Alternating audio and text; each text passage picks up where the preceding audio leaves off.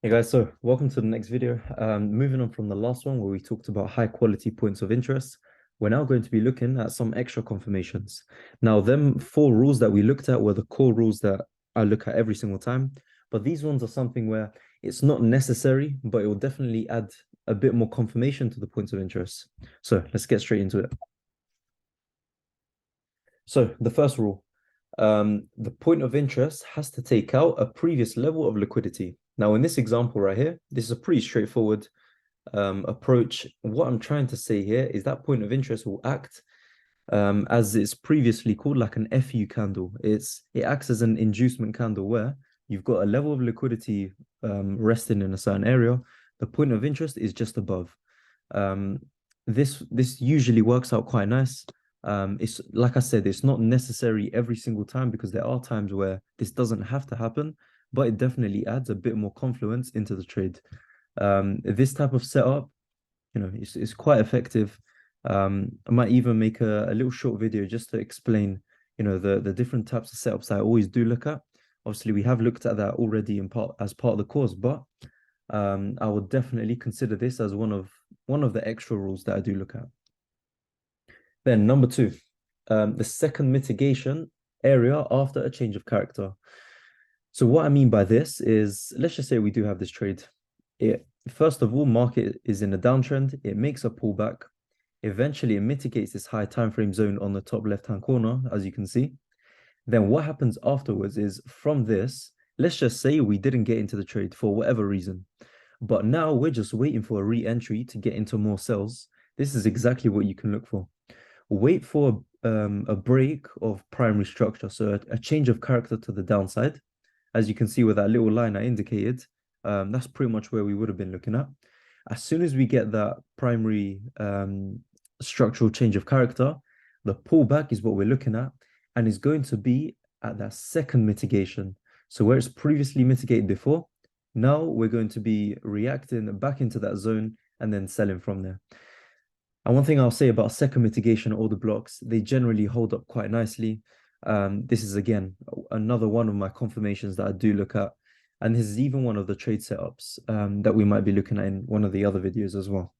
But yeah, definitely one of the rules you should definitely sort of have in your logbook. Then extra rule number three, volume on the order blocks. Now with this, I would generally say, I've tested this before, you know, quite often on the high time frames, on the lower time frames as well. It's something that works at times during backtesting. It looks perfect with some examples, but with other examples where it reacts quite nicely, it just doesn't really work too much. What I'd say is it will be good in our heads to have this kind of confluence, um, but it's not completely necessary because it doesn't appear like that every single time. But yeah, like I said, just remember it doesn't work. It doesn't always work in my experience of testing it in the past and everything, but it just acts as an extra confluence. So if you do get it, all great. If not, then it's not something that we're going to be too fussed about. Then the last one is something that I do like a bit more than just having the volume indicator. By the way, this is just the standard volume indicator that you get on any trading view chart. You get this instantly on the bottom.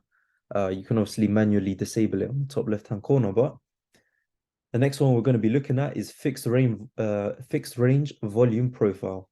Now, this is something that already comes in part of the toolkit on TradingView on the left-hand side. So if you go all the way to the left, you go to the area where usually you put your long and short positions, as you can see. At the bottom, there's going to be a fixed range volume profile. Now, with this, what you need to do is, let me just annotate it real quick as well.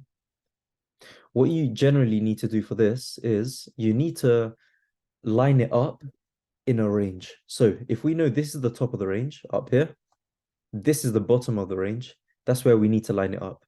So what our question is to ourselves is, how do we use this to our advantage? You line it up from here to here, and then the indicator will already show you where most of the volume is in terms of this whole range. Now with this, we can see most of the volume was in this range right here. And what does that look like as well? This supply zone looks quite nice.